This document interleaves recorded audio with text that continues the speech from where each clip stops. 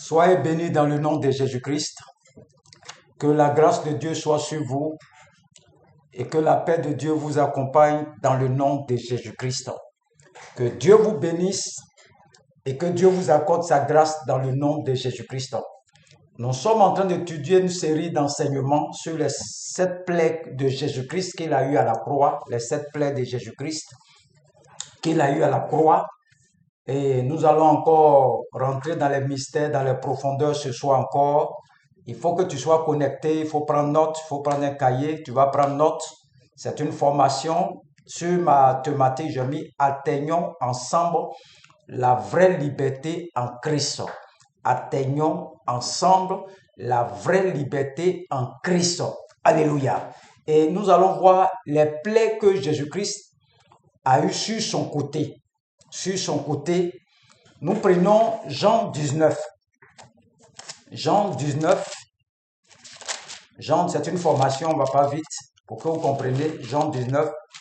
Pour ceux qui sont pressés, vous ne pouvez pas faire formation. Jean 19, verset 34. Jean 19, verset 34. Les blessures que Jésus-Christ a eues sur le côté. Alléluia. Jean 19, verset 34 dit quoi? Mais un des soldats qui lui perça le côté avec une lance. Et aussitôt il sortit du sang et de l'eau. On va relire. Mais un des soldats a pris une lance et il a percé le côté de notre Seigneur Jésus-Christ. Alléluia. Jésus-Christ avait déjà rendu l'âme. Il avait déjà rendu l'esprit déjà. Et certainement que ce soldat-là, ces soldats étaient animé par Satan lui-même, et il a pris une lance et il a percé le côté de notre Seigneur Jésus-Christ au niveau là où se trouve son cœur. Et ce que vous devez retenir, c'est que à ce niveau-là, il y a eu l'eau et le sang qui sont sortis de son côté. L'eau et le sang sont sortis de son côté. Alléluia. Nous avons vu quand Abel a été tué par Caïn, on dit son sang qui est versé crie de la terre jusqu'à Dieu lui-même. Ici, nous voyons que c'est la première fois que le sang est différencié de l'eau. Chaque chose que tu vas faire, il y a toujours le sang qui coule, mais on ne voit pas l'eau qui est dedans. Mais le sang de Jésus qui a coulé, on dit l'eau est sortie et puis le sang est sorti. Alléluia. C'est un mystère. L'eau sort. L'eau dans la Bible est synonyme de la parole, attrait à la parole. La parole, c'est l'eau. Quand on lisait la Bible, quand on parle de l'eau, on fait référence à la parole de Dieu. Alléluia. Donc, Jean, dans son livre de Apocalypse 12, verset 11, il va nous donner la révélation de l'eau qui est sortie du côté de notre Seigneur Jésus-Christ. L'eau qui est sortie là, c'est l'apôtre Jean qui nous donne la révélation dans Apocalypse 12, verset 11. Il dit quoi? Ils l'ont vaincu à cause du sang de l'agneau. Le sang est sorti de son côté. Et à cause de la parole de leur témoignage. Vous voyez, la parole de leur témoignage, ça c'est la parole, l'eau qui est sortie du côté de notre Seigneur Jésus-Christ. Et ils n'ont pas aimé leur vie jusqu'à craindre la mort. Donc, le but pour lequel le sang de Jésus-Christ a coulé, Jésus-Christ avait pensé à tout déjà. Il avait pensé à la guérison, également à nos émotions, à la guérison de nos sentiments. Il avait déjà pensé à tout ça. Le cœur, vous voyez que la lance est rentrée du niveau du cœur. Le cœur est le siège des sentiments, les émotions. Nous avons les manifestations profondes. Jésus a saigné de là pour nous guérir de nos émotions, de nos blessures spirituelles, mais également sentimentales. Alléluia. Vous êtes peut-être dans une situation difficile où vous réalisez que vous avez du mal à vous relever de certaines situations, de certaines expériences liées à ce que vous avez vécu. Ce message vient vous dire qu'il y a de l'espoir pour vous que le Seigneur est prêt à guérir votre cœur si et seulement si vous lui ouvrez votre cœur davantage, il manifestera sa gloire. Alléluia. J'ai connu des personnes qui ont été tellement blessées par certaines personnes qu'ils ne sont plus prêts. Il y a des gens qui disent, eux, ils ne se marient plus. Il y a des femmes aussi, elles disent, elle fait des garçons, c'est bon, elle ne veut plus. Parce que ce qu'elle a vécu là, elle n'est plus prête encore à vivre avec un homme. Ce sont des situations difficiles, des situations pénibles, que les gens qui n'arrivent pas à supporter, des amis qui les ont trahis, des parents qui les ont trahis. Leurs cœurs sont meurtris, brisés. Jésus a dit quoi? Dans Luc 4, verset 18, il est venu pour apporter la bonne nouvelle aux pauvres, pour guérir ceux qui ont le cœur brisé. Alléluia. Donc, Jésus-Christ a saigné du cœur pour que toi et moi, là, nos cœurs soient lavés de tout ce qui est blessure interne. Les émotions, les sentiments, on t'a fait du mal. Quelqu'un t'a poignardé dans le dos. Donc, ce soir-là, sache que Jésus-Christ a pris ta place. Le fait que la lance est rentrée dans son côté gauche, au niveau de son cœur, là où se trouvent les sentiments, les émotions, là où se trouvent nos blessures internes, Jésus-Christ, de par son sang, il a pris ta place. Donc, si tu acceptes d'ouvrir ton cœur, ça veut dire quoi? Si tu acceptes d'expliquer ce qui est dans ton cœur, ce que tu as vécu là, et tu acceptes que le Seigneur Jésus-Christ prenne ta place là, ton cœur est libéré dans le nom de Jésus-Christ. Ce soir, je déclare, tous ceux qui veulent ouvrir leur cœur, que Dieu vous nettoie par son sang qui a coulé à la croix au niveau de son cœur, au nom de Jésus-Christ. Donc, le sang qui sort de son cœur nous guérit de nos émotions, de nos blessures internes, nos sentiments profonds, ça nous guérit. Mais le sang encore va plus loin encore. Le sang là. Je vais ajouter quelque chose. Non seulement le sang est sorti, l'eau est sortie, mais il y a quelque chose encore que le sang là fait encore, que je vais ajouter dessus. Matthieu 27, verset 51-52. Matthieu 27, verset 51-52 dit quoi? Et voici, le voile du temple se déchira en deux, depuis le haut jusqu'en bas, la terre trembla, les rochers se fendirent, les sépulcres s'ouvrirent, et plusieurs corps des saints qui étaient morts ressuscitèrent. Nous voyons que le sang qui sort du côté de Jésus-Christ, lorsqu'il touche la terre va trembler. Ça, c'est la puissance de l'onction. Et la deuxième des choses, les rochers se fendirent. Ça, c'est la puissance de la délivrance. La troisième des choses, plusieurs saints qui étaient morts ressuscitèrent. Ça, c'est la puissance de la résurrection. Donc, dans la dynamique du sang de l'agneau, vous avez la conjugaison de la puissance de l'onction, de la puissance de la délivrance et de la puissance de la résurrection. Bien-aimés, le temps d'expérimenter la grâce de Dieu dans une nouvelle dimension est bel et bien là. Ce message vient te dire, dans le sang de Jésus-Christ qui a coulé sur la croix là, son sang a conjugué l'onction, la délivrance et la résurrection. Alléluia. C'est pour la raison pour laquelle ce soir, j'active le sang dans la dynamique de l'onction, dans la dynamique de la résurrection, dans la dynamique de la guérison, afin que tous vos besoins soient pourvus, tous vos besoins soient pourvus, tous vos besoins soient pourvus. Alléluia. Ce que tu dois retenir, c'est une formation, c'est que le sang qui a coulé sur le côté de Jésus-Christ, sur son côté, le sang d'abord vient pour guérir ceux qui ont le cœur brisé, les émotions, les sentiments, guérir ceux qui ont les maladies du cœur. Le sang vient pour te guérir. Ça, c'est la première dynamique. La deuxième chose, quand le sang touche la terre, le sang, dans ce sang-là, on voit que la terre tremble. Ça, c'est la puissance de l'onction. Donc, dans le sang de Jésus-Christ, il y a l'onction. La deuxième des choses, lorsque le sang touche la terre, les rochers vont se fendre. Ça, c'est la puissance de la délivrance.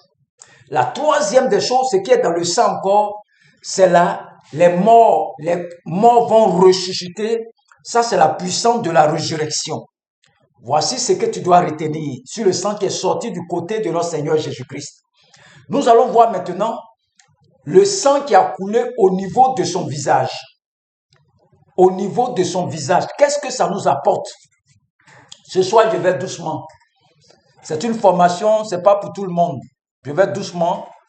Ésaïe 50, verset 6.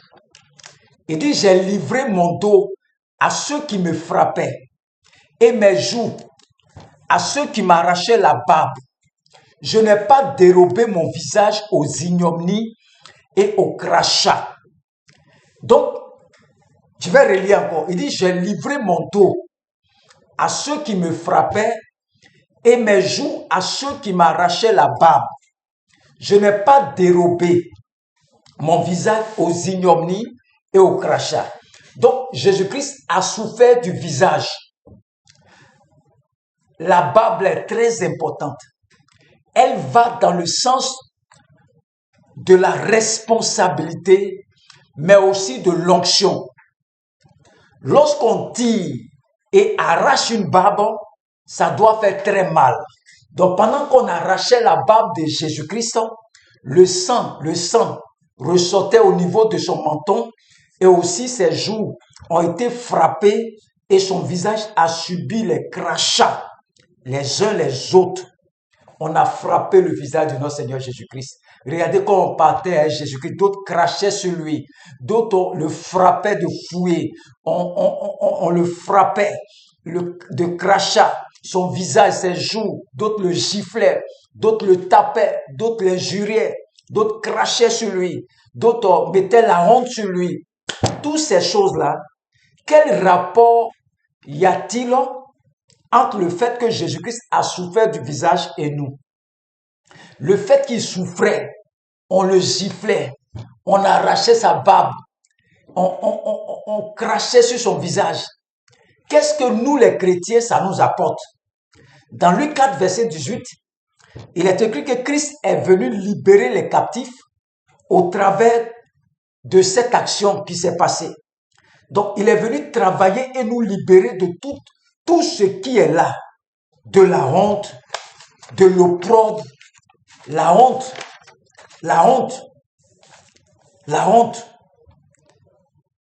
Quand tu évites de te présenter dans certains endroits, il y a d'autres, mais ils ne sortent pas, ils sont enfermés, cachés. Parce qu'ils ne veulent pas qu'on voie leur corps. Ce n'est pas ton corps, c'est ton visage. Tu ne veux pas que ton visage apparaisse, que les autres voient ton visage. Non, ton corps, ce n'est pas ton corps. Tu es caché dans la maison, ce n'est pas ton corps, c'est ton visage. La honte est sur toi. Jésus-Christ a accepté de souffrir du visage pour que notre visage à nous soit présenté partout sans l'opprobre, sans l'ombre d'une honte telle qu'elle soit. Donc quand quelqu'un a honte là, l'ennemi a mis la honte sur son visage. Donc Jésus-Christ, le fait qu'il a pris, son visage a été livré à la croix, il a fait de telle sorte que la honte qui est sur toi là retombe sur lui. Donc ce n'est pas normal que quelqu'un a honte. Quelqu'un cache son visage, ce n'est pas normal. Donc du visage aussi, Jésus a été giflé au visage, frappé, et sa dignité et son respect ont été totalement bafoués. Son visage a été déformé. Jésus fut méconnaissable à cause des coups qu'il avait subis et il a accepté ses souffrances pour toi et pour moi. L'objectif étant de prendre notre place, notre position pour nous transférer, n'est-ce pas, la sienne. Donc Jésus-Christ, son visage là, il n'a rien fait. Donc il prend toi ta place et puis il te donne lui son visage. Lui n'a pas honte. Il n'y a point de honte en lui. C'est pour la raison pour laquelle tout ce qui vous a embarrassé jusqu'à aujourd'hui, tout ce qui a milité en faveur de votre honte, tout ce qui a piétiné votre dignité et qui travaille, n'est-ce pas, dans le sens du manque de respect, je déclare, je décrète que le sang de Jésus-Christ qui a coulé dans son visage lave votre visage maintenant au nom de Jésus-Christ et que cette action vous donne la capacité d'être libre de tout embarras, d'être libre jusqu'à ce jour. Alléluia. Jusqu'à ce jour d'être libre, je proclame que cela vous quitte par l'action du sang de Jésus-Christ.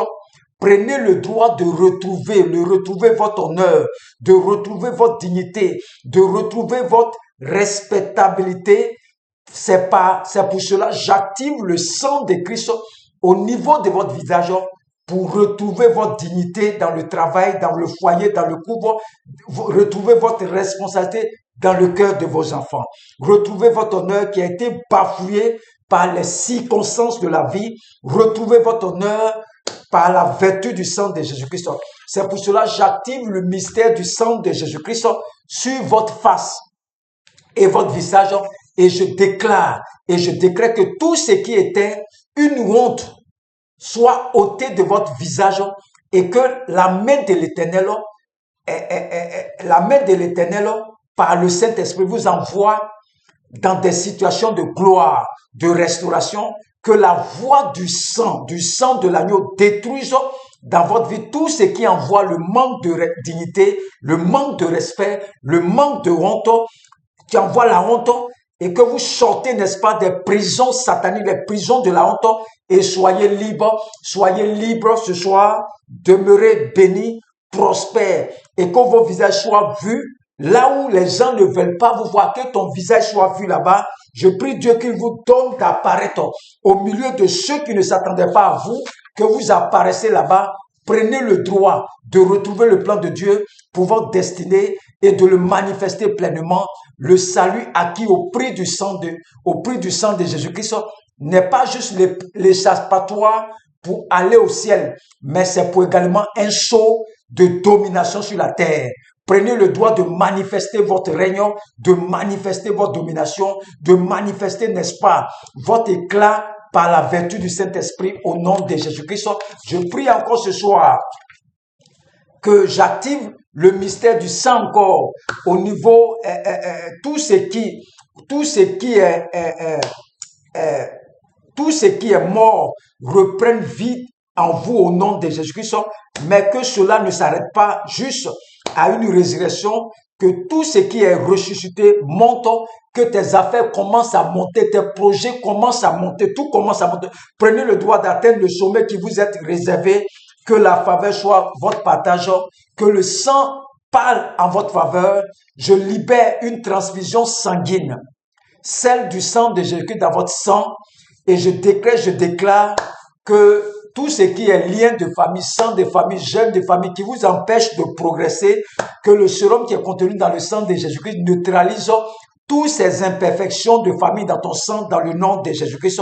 Je déclare également que tu es libéré de toute forme de malédiction, toute forme de condamnation, toute forme d'emprisonnement. Tu es libéré ce soir. Je déclare résurrection, je déclare délivrance, je déclare que l'onction vous élève, demeurez bénis et que le sang de Jésus parle pour vous aujourd'hui et à jamais au nom de Jésus-Christ. Amen, Seigneur. Que Dieu vous bénisse. Que Dieu vous bénisse au nom de Jésus-Christ. Amen.